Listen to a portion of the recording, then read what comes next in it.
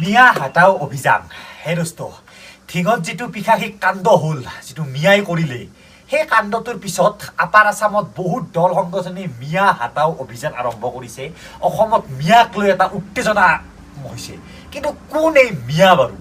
মিয়াখিনিতো আমাৰ অসমত থকা মুছলমান মানুহখিনি হ'ব নোৱাৰে কাৰণ মুছলমান মানুহ বহুত আগৰ পৰা অসমত আছে অসমখন শংকৰ ৰাজনত ঠাই এখন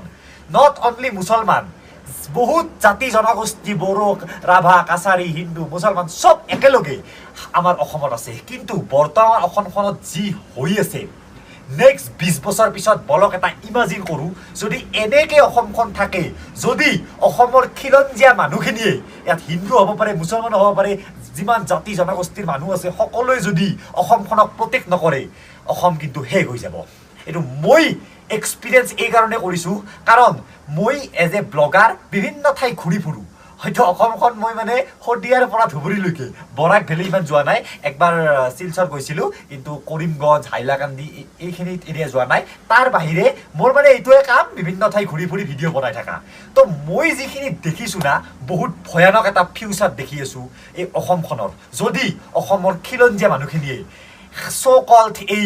বাহিৰৰ পৰা অহা বাংলাদেশী কয় আপুনি কিবা কয় এইখিনিক যদি ৰোধ নকৰে আমাৰ অসম কিন্তু নেক্সট আৰু 20 বছৰে থাকিব তাৰ পিছত গোটেই অসমৰ ডেমোগ্ৰাফি গোটেই অসমৰ কালচাৰ শেষ হৈ যোৱাটো 100% ফাইনেল তো বাকি ভিডিঅ'খিনি ঘৰৰ ভিতৰৰ পৰা কৰোঁ কাৰণ বাহিৰত বহুত বেছি ৰ'দ আছে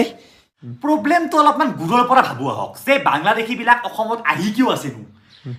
কাৰণ আমি চান্স দিছোঁ এক্সাম্পলটো ৰিভাৰ্চ কৰি দিয়ক বুজি পাব যে ধৰক আমাৰ অসমীয়াখিনিয়ে ভূটানত গৈ ৰাজত্ব কৰিব লগা হ'ল সবচে ইম্পৰ্টেণ্ট ইয়াত কি লাগিব ভূটানী মানুহখিনিয়ে চান্স দিব লাগিব ভূটানী চৰকাৰে চান্স দিব লাগিব তেতিয়াহে আমি তাত গৈ খেতি কৰিব পাৰিম তাৰ ছোৱালীৰ ওপৰত ৰেপত দৰে ঘৃণনীয় কাম কৰিব পাৰিম চেম হৈ আছে এই বাংলাদেশীখিনিক বা যিখিনি বাহিৰৰ পৰা মানুহ আহি আছে আমাৰ অসমে চান্স দিছে ইয়াত অসম নট অনলি অসম চৰকাৰে অসমৰ মানুহেও চান্স দিছে অসম যিখিনি চৰকাৰ আগতে আছিল বা চৰকাৰে চান্সটো দিছে ভোট বেংকৰ কাৰণে হওক কিবা কাৰণে হওক অসমৰ মানুহে কেনেকৈ চান্স দিছে কৈ আছো যিখিনি বাংলাদেশী আহিছে ন অসমত এই বাংলাদেশীখিনিতো এনেকুৱা নহয় যে বাংলাদেশৰ খুব ধনী ধনী মানুহখিনি আহি আছে পুৰা একদম আৰু বাংলাদেশত কৰোড় টকা ইনকাম কৰিছে এই পইচাৰে আমি অসমতো আহোঁ এনেকুৱাতো নহয়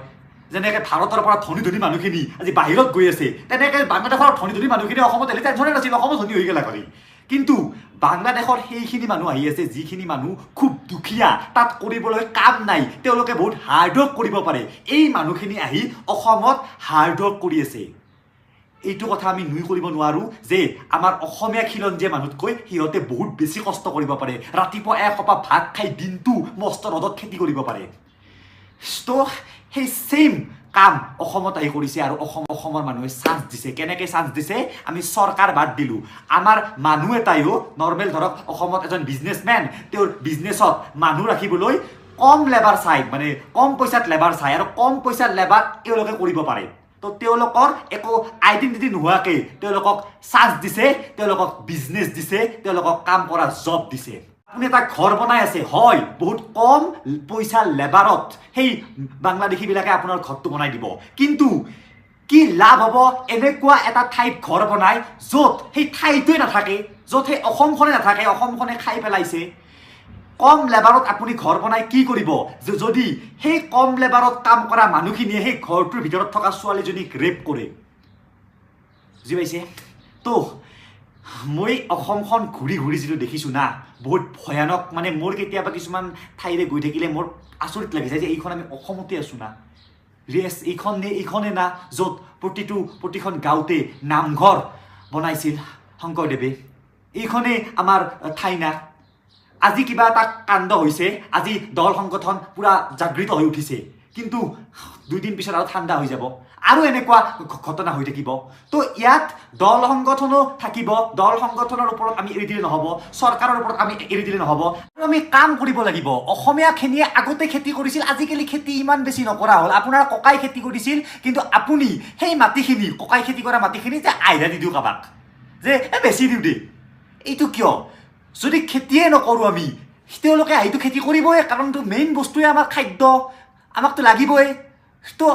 আমি লেবাৰ কাম কিয় নকৰোঁ কাৰণ আমি কি অসমীয়া আমি কিয় লেবাৰ ক্লাছ কৰিম পঢ়িম শুনিম অনলি চাকৰিয়ে কৰিম অ'কে তেনেহ'লে অসমীয়াখিনি অনলি চাকৰিয়ে কৰি থাকিব চাকৰিত বাহিৰে বাকী যত যিমান কাম আছে লেবাৰ কাম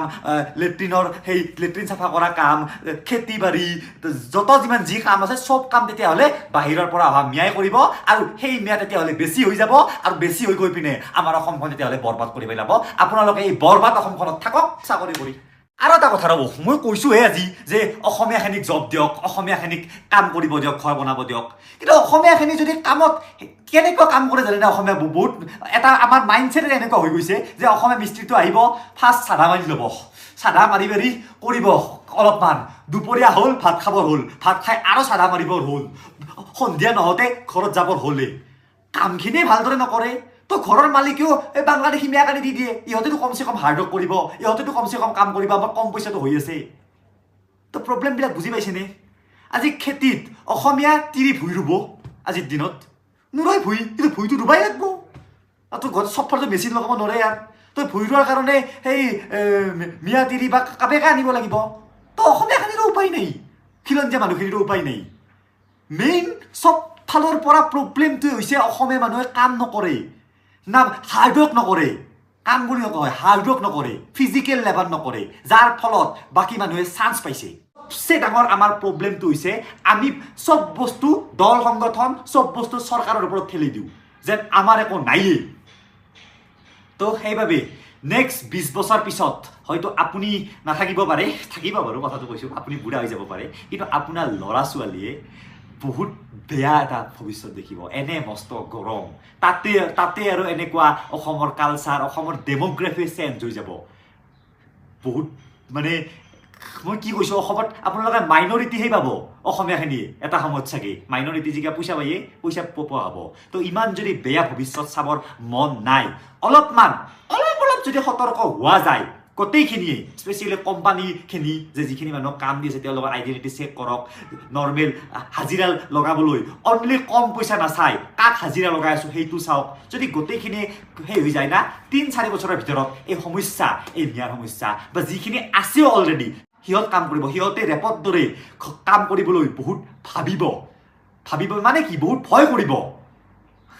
তো সেইবাবে সতৰ্ক হ'বৰ হ'ল অসমীয়া খিলঞ্জীয়াখিনি ইয়াত অসমীয়া খিলঞ্জীয়া বুলি কোৱাৰ লগে লগে আপোনালোকে ভুল নকৰিব মই অসমীয়া মানুহক অনলি কোৱা নাই হিন্দু মানুহক অনলি কোৱা নাই চবখিনি কৈছোঁ অসমীয়া মুছলমান আজি মুছলমানখিনি কিমান প্ৰব্লেমত আছে অসমত ভাবি চাওক কাৰণ বহুতে মুছলমানখিনিক মিয়া বুলি ভাবি পিনে মুছলমানখিনিকো দুৰ্ব্যৱহাৰ কৰে মুছলমানখিনিকো মিয়া বুলি আখ্যা দি পিনে এটা মানে বহুত মানে এটা তেওঁলোকে ফিয়ত আছে না এটা প্ৰব্লেমত আছে তো মুছলমান হিন্দু যিমান জাতি জনগোষ্ঠী চব লগ হৈ পিনে এই বিদেশী মিয়াখিনিক ওপৰত আমি যাতে অলপমান ষ্ট্ৰিক হওঁ এইটো খবৰ হ'ল এইটোৱে আছিল ভিডিঅ' থেংক ইউ